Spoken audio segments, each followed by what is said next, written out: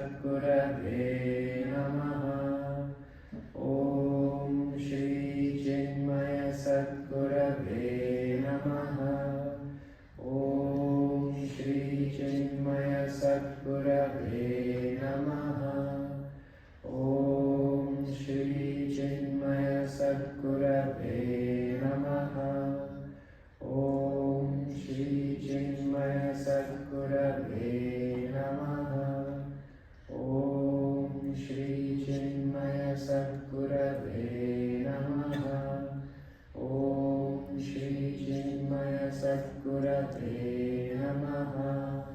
Om Shri Chinmaya Sadgurave Namaha. Om Shri Ganeshaya Namaha. Om Shri Saraswatyai Namaha. Om Shri Gurubhyo Namaha. Om Sahana Bhavatu Sahanau Bhunaktu Sahaviryam Karavavahai Tejasvinavaditamastu ma Vidvishavahai. Om Shanti Shanti Shanti. Okay. Hari Om to everyone and to our new brahmacharis and brahmacharis. After Swamiji's blessings from the whole parampara, you don't need anything else again. I don't need to say anything. And after you have that instruction on Gayatri Mantra that Swamiji will give, then you don't need anything again for sadhana also. But still, I'm here to say something. So I will talk today a little bit about this Janeau, right? A little bit about what it represents and what it means for you, and practically what it means growing up here in modern life and what you have to do with it and all that, right? So this is for you, this satsang, and everyone else also who's thinking about it, who have got it at one time or anything like that.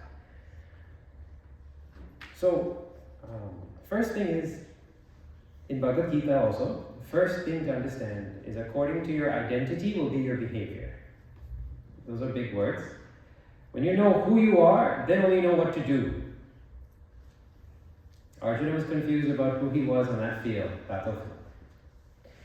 So the first thing to understand is your identity has changed. Did you know that? Who you are has changed a little bit when you got this Janeau.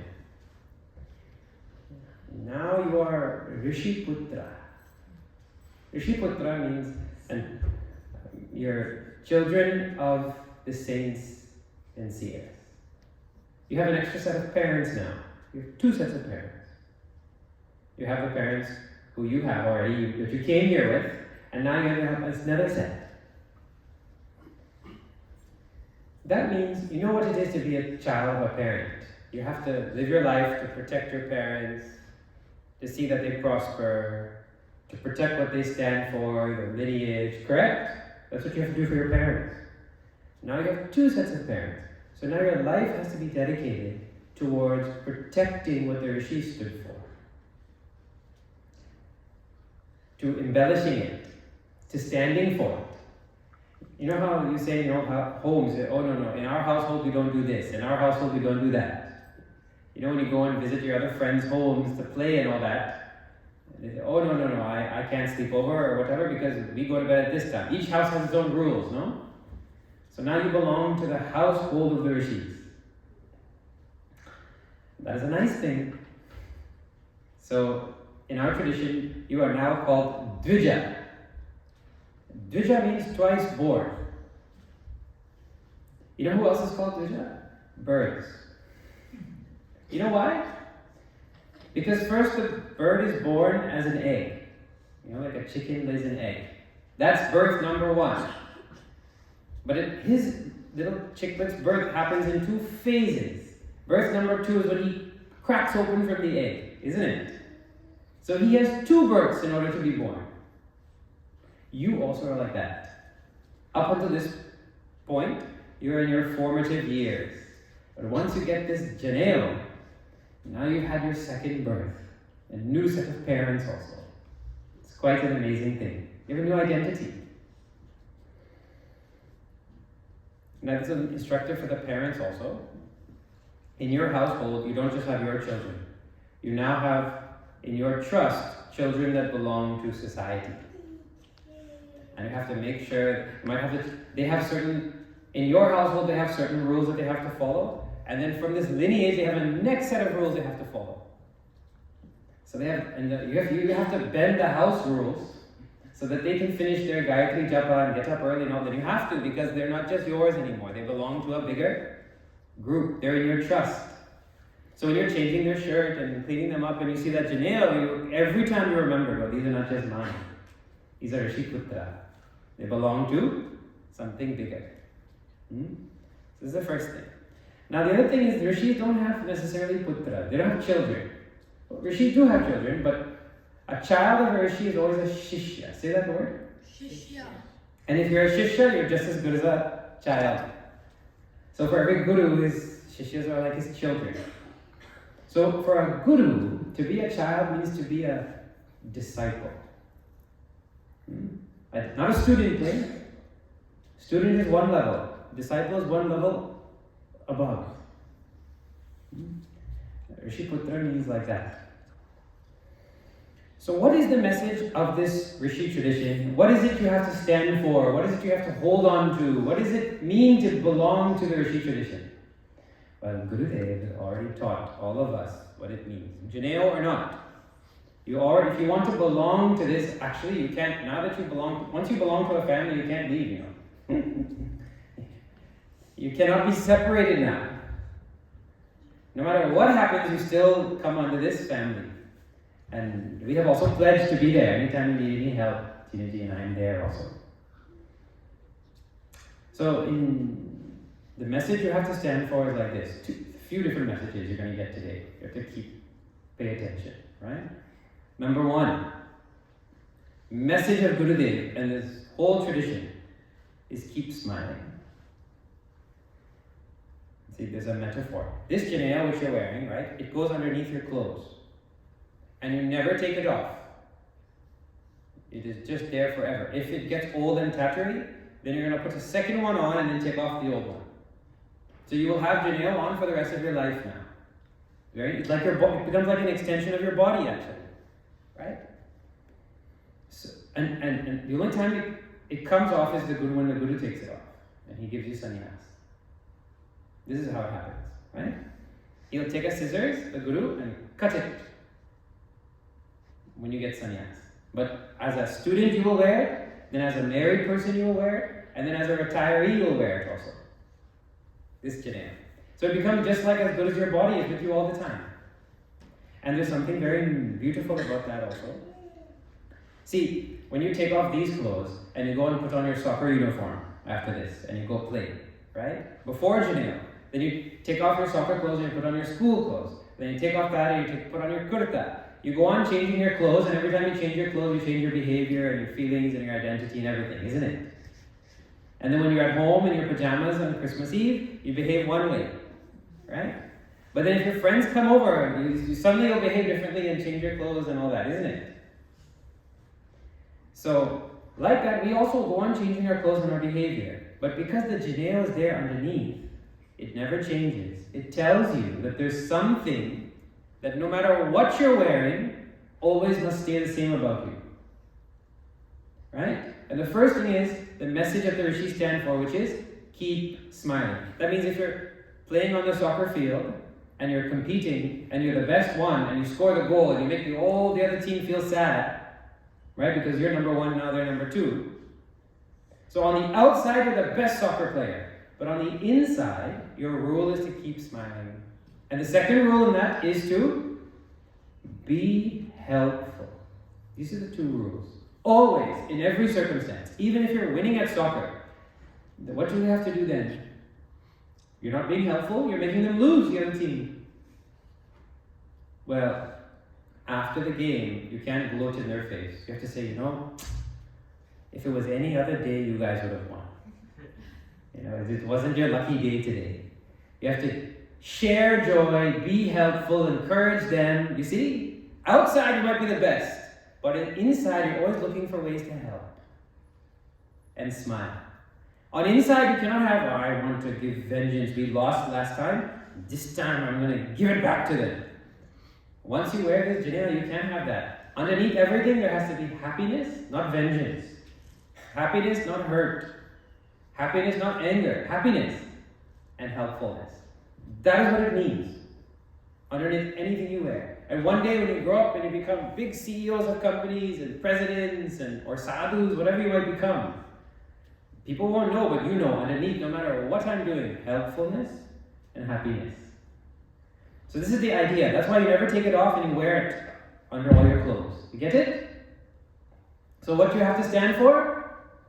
Happiness. Keep smiling, in other words, and helpfulness, right? Selflessness, correct.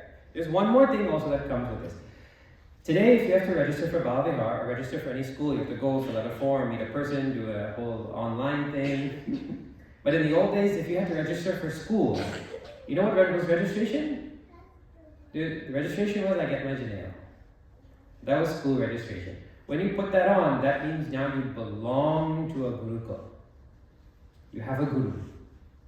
And so along with the Janeau comes the initiation of schooling. Now you've already been going to school, there's no initiation. Because your parents have been doing a good job, they've been bringing you from Bal Vihar from young. But now, what will happen is, in addition with the schooling, will come some rules and a mantra. So 3 things come with Janeau. Education, mantra, and rules. Right? These 3 things come with your Janeau. Education means what? There's 2 types of education you have to have. One is knowledge. Like, you have to know how to be a good chess player. Right? If you want to play chess. Knowledge. And the other is wisdom. You're going to say that? So 2 types are there. You know the difference? Knowledge is to be able to go and beat anybody at chess. You know the whole strategy, you know the opening moves, the closing moves, everything. Wisdom is to know when to use that knowledge. And what your place in this world is. That is wisdom. So if you're playing against someone who's not as good as you, you have the knowledge to beat them. But should you use it? No. If you're playing someone who's better than you, you have to teach them. You don't beat them. If you beat them, and anyways they weren't good enough to beat you, then you have knowledge but no wisdom. Other way around, if you're playing and the person is better than you, you're supposed to try and beat them? No, you're supposed to try and learn from them. You only compete with people who are equal. Correct? That's called wisdom. How to use your knowledge is called wisdom. And my place in this universe is called. So you have to get wisdom. You have to get both types. Wisdom is hard to find. There will be lots of chess tutors and math tutors and STEM tutors and karate tutors and all kinds of different teachers. But you can't find people who give wisdom. Very hard to find. So you have to go, now you have to put some effort, come to Bal Vihar on a weekend and get some wisdom. Okay, so these 2 types of education you have to get. Now, Gayatri Mantra, you have to say. Fortunately, you have learned to say it with Vedic Mantra from Bal Vihar. Now, there's so much to be said about Gayatri Mantra, but let me just tell you something. This is a very, very, very powerful mantra. I don't know if in Devi Bhagavatam it is said. If a person says Gayatri Mantra 10 times, it removes all the papa they're doing at the moment. Every moment, like right now, we're running these lights, which is pumping carbon into the atmosphere. Chanting 10 times removes the papa of that moment. Chanting 100 times removes the papa of a month. And 1,000 times the papa of a year. Like that. And it keeps going. 100,000 times in Devi Bhagavatam it says it removes the papa of a lifetime. 1 million times is a lifetime. 10 million times you get mukti. You see how powerful this is? Just chanting alone you'll get mukti. This Gayatri Mantra is tremendous. So you have to practice that Gayatri mantra, but you have to chant that mantra with full control over your mind. What's going to happen when you sit now this evening to chant? You say Om Bhur Bhuva Swaha Tatsavit. This is itching my neck. Varenyam Bhargo Devasya Dhimahi. I should have put a different cushion. Prachodaya. That's what's going to happen. That kind of chanting is not going to produce these results. So practice. Keep that mind focused on the mantra. And when you were, I think a lot of this initiative was spurred when we went to our Gurukul camp. And you got to live in a Gurukul environment. So many things were spurred from inside. You got to see Gayatri Devi also, what she looks like. You remember what she looks like? What does she look like? How many heads does she have?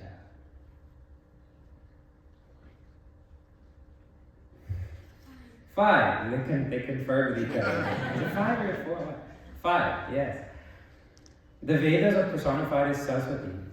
And all of Saraswati personified as Gayatri mantra. So Saraswati Ma takes another avatar or incarnation as Gayatri. And with her 5 heads representing all 5 senses you have to control if you want to get the benefit of that Gayatri mantra. So that is a big topic on itself. That's the second thing, practicing Gayatri mantra. The other thing is rules. Rules will be there. So one rule is you have to chant this Gayatri mantra in the morning at Sandhya time, when the sun is rising, when the transition is happening. And in the evening, there's 3 Sandhyas actually, middle of the day is a Sandhya also. You can chant in the morning and the evening, and some people chant in the middle of the day also. Chant that Gayatri mantra at least 2 times. Right? Means at 2 times in the day. That means you have to get up early. That means if you stay up late on New Year's Eve, you still have to get up and chant Gayatri mantra. Still have to do it. And up until now, mom would call you, dad will wake you up, shake you, and then they shake you again. But once you get this Janeau, it means now you have to put some effort and you have to get out of the bed. You can say, Mom, Dad, I'll get up, but if I fall back, Mom, you have to catch me. But I'm going to stand up first, and then you stop me from falling back. You have to put some effort. That's on you now. And it's okay, if you stay up late, that's fine, just take a nap. Get up, do your Gayatri mantra, and then go back to sleep but you have to get up. Now, so this is a bit about the rules. Now there's something else you have to do every morning to hold your, you can do that now. Just hold your Janeau, right? Hold it in your hand, look at it. So in the morning you have to look at the sun and look at your Janeau, right? Look at it carefully. What do you see? How many threads? Right. So what is a Janeau? A Janeau is one long cotton thread that has been wrapped to make 3 and then knotted and worn from the left shoulder to the right. This is called Janeau, right? And the rishis have put all of Hinduism into this Janeau. They grabbed all of Hinduism and they packed it into this Janeau. And so every day, as you study, you will learn, wait a minute, everything I'm studying and all my Vedanta, all my wisdom, it's right here. So what you're supposed to do in the morning, you look at the sun, which represents knowledge, and then you look at this Janeau and you remember all your knowledge. So on the very first day of Gurukul, the Guru gives you this Janeau, and it has everything he's going to teach you within it. So he's almost done his job. It's just for you now to understand it. So now let me tell you a little bit what the Janeau signifies. Right? It signifies all of Hinduism. In fact, if you study nothing else, but you just study what this Janeau represents, you will get mukti. Just the Janeau alone is so great. So let us see. 3 threads and a knot. So I'll start telling you. There's lots of explanations. I'll just tell you one for now, maybe more than one. Let's see. Right? Let me tell you how it works, first of all. The Janeau is a symbol. Like the Canadian flag is a symbol. Right? If you put Canadian flag on your arm and you go play soccer, that means, that person comes from, they represent Canada, correct? As soon as people see that, they remember this place. And it's red and white and has a maple leaf. Do you know that inside that flag symbol, they've put knowledge also? The red and white represent British and French. And the maple leaf represents Aboriginal people. So when people see that, they remember the location and they remember the history of the country. So it is a vessel in which they have put knowledge. You get it? The flag is a vessel, and they put some knowledge in it through colors and shapes. And so when people see that, they get it without much talk. You understand? That's called symbol. So this Janeau is also a symbol. Knowledge is there if you can just pull it out. So, first thing now. In Hinduism we have, this universe was manifested by Brahmaji, sustained by Lord Vishnu, and it is dissolved again by Lord Shiva. You've heard this before? It's called Trimurti. Well, each strand represents one. So look at it now. One represents Brahmaji, one represents Lord Vishnu, and one represents Lord Shiva. And there's a knot where all three meet and become one. That is Ishvara. One Ishvara becomes three threads. You see that? Becomes three. So now let me tell you a little bit about what is this Brahma, Vishnu, Mahesh. Very nice thing. It talks about how this universe has come about. So every morning you're supposed to think about this, how this universe has come about, right? In English, sometimes they say, you have to keep your hand, you have to keep it other way. Put your hand through. Yeah. It talks about how this universe has manifested. So I'll just tell you about this a little bit, right? First thing. People think that this, let me ask you, see this.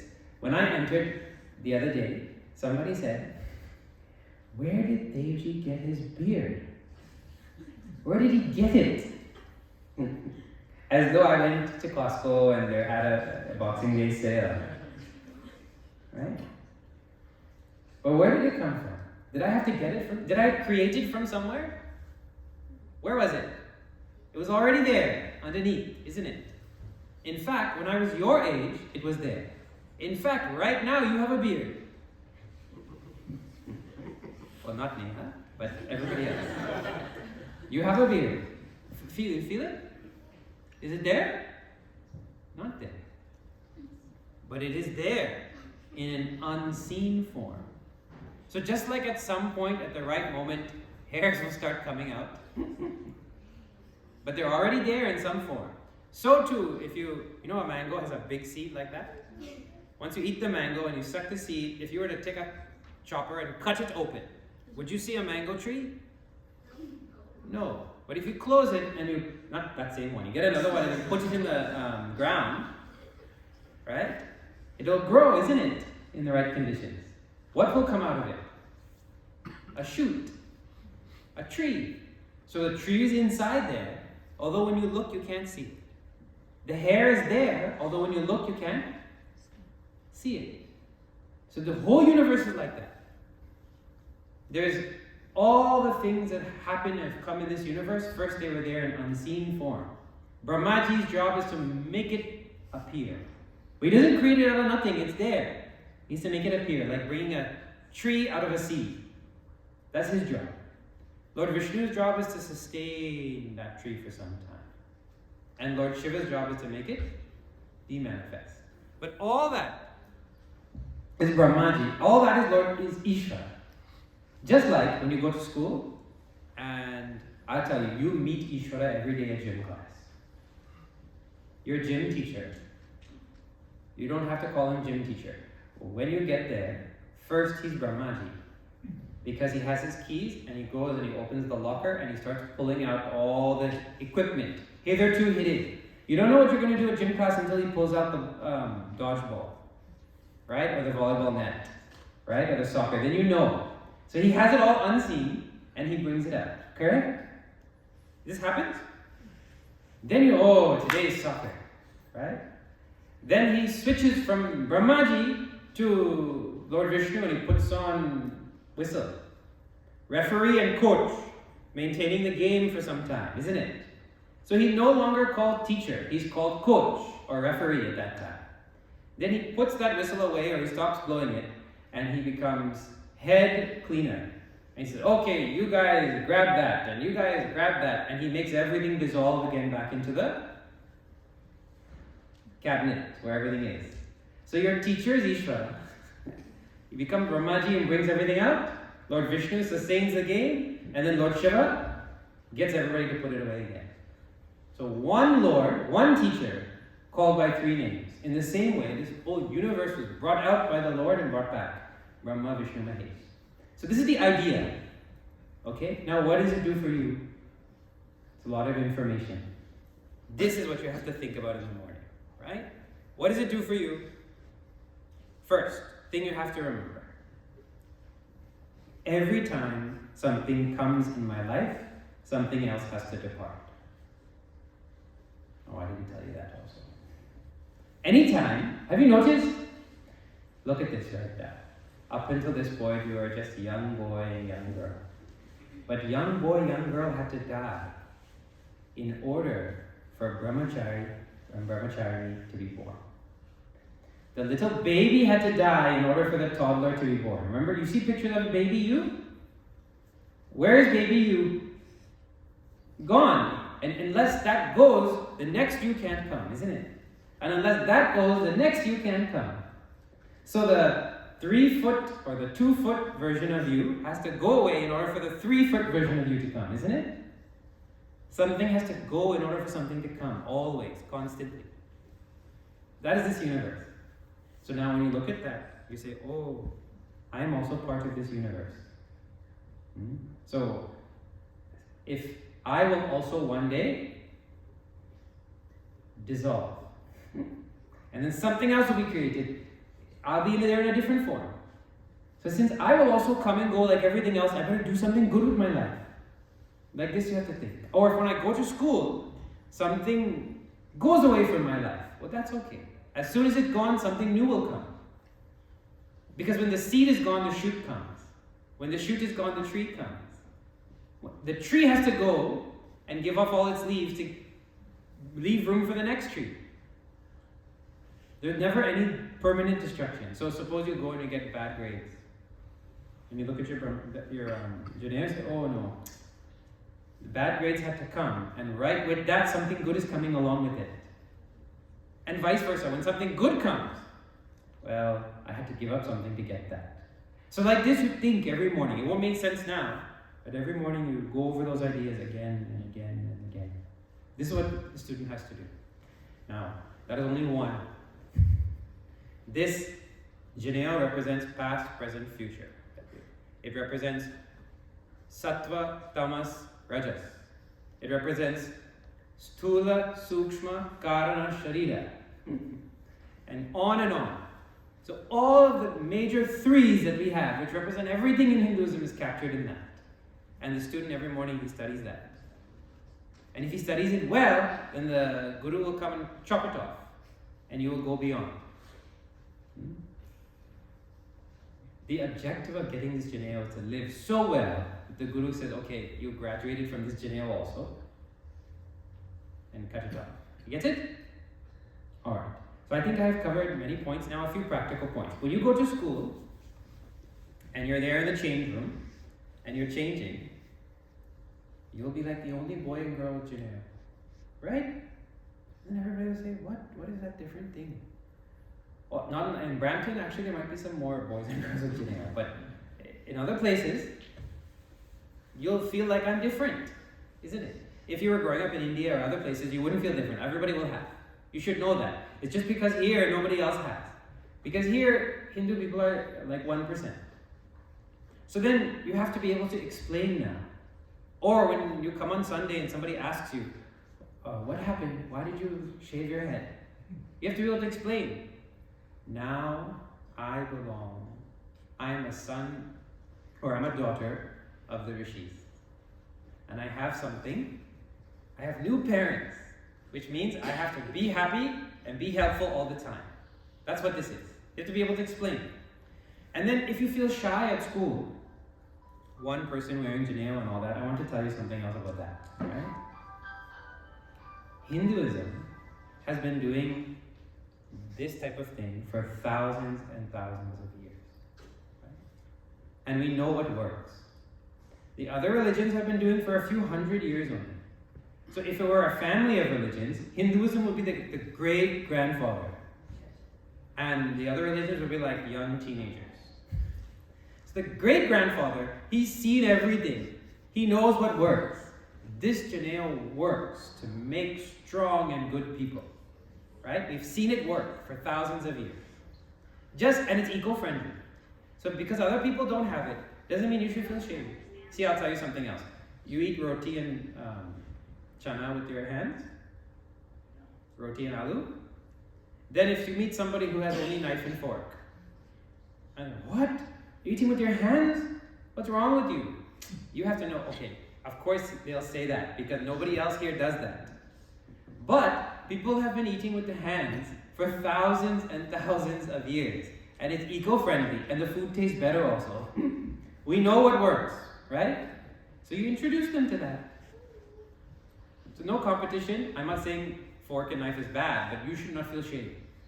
You should feel pride that I have a rare thing that nobody else has seen and it is thousands of years old. It's great. Like that, right? Okay. And like this, if you have any other questions about your Janeau in the future and all that, we can talk. But the main thing I want to leave for the parents also is, again, you have trustees for the future with you, so you have to treat them differently now. No more babying. No more babying. But what if they don't get up? Then they don't get up. You know what would happen in the school, Gurukul, if you don't follow the rules that come with the Janeau, like get up early, right? You get expelled. You get expelled from the school. Means there's no let me tell you something. Last thing I want to tell you. Last thing. Should your younger sibling get a present for washing their hands when they come out of the bathroom? Should they get a special present for that? Should your older sibling get a gift for brushing his teeth and flossing at nighttime? He should get a special gift from the parents? No, he shouldn't get. Why? Because that's something you just have to do. You don't get a gift for that. Right? Say that. That's called niyata karma. Say? That's called a duty. You don't get any gift for doing your duty. You don't get any special praise for doing your duty. It's just something you have to do. That's called duty. And if you want to be a good brahmachari, if you want to live up to this Janeau, these basic rules: get up early, hold the Janeau, think what you can remember, chant Gayatri Mantra. If you just do that, right? Not feeling like now I need to get a pat on my back, my mom needs to come give me a special hug because I did my Janeau today, I did my japa today, nothing. It's just like washing hands. I don't deserve any special praise for it, like that. If you do your little bit of whatever work has been assigned to you like that, you will certainly become heroes. You will become the greatest people we have ever seen. You will make me very proud. You will make Swaminiji very proud. You will make Panditji very proud. What? Just if you do that little work with that attitude. Well, this is just what I have to do, like washing my hands. I don't deserve any special praise. Because slowly, if they can do that, which everybody here knows is not easy, if they can do that, later on the world will give them more, and give them more. And finally they will be deserving of the greatest post, isn't it? So everybody's here has gotten together. When you get up in the morning, everybody's rooting for you from their bedroom. Tomorrow morning. Get up. You can do it. Yeah, man. Right? So this is what you have to do now. We all have to do it.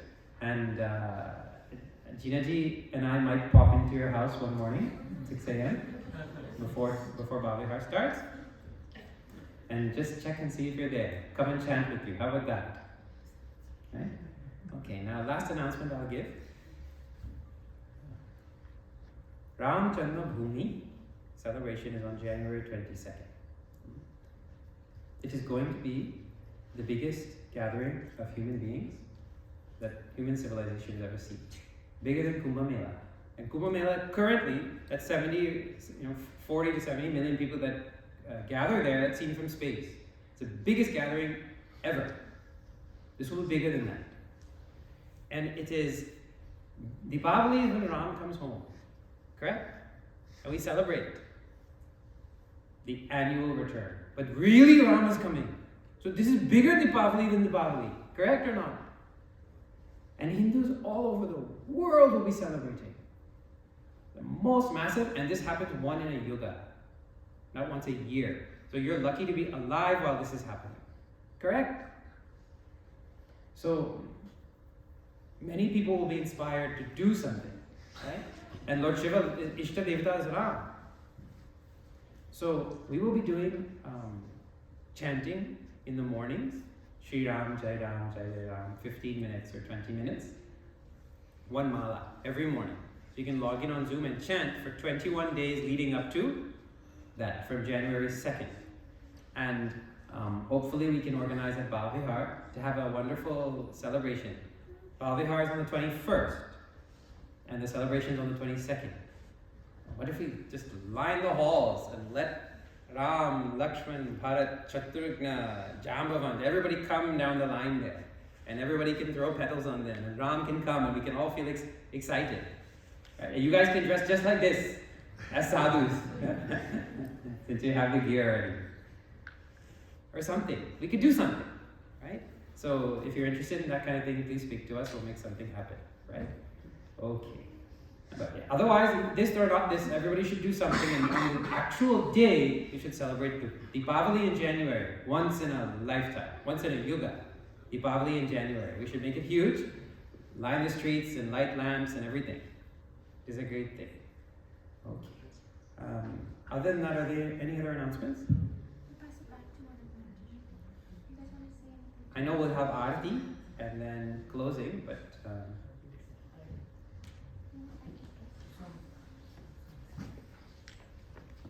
Okay. Pass it to Swamiji before Aarti.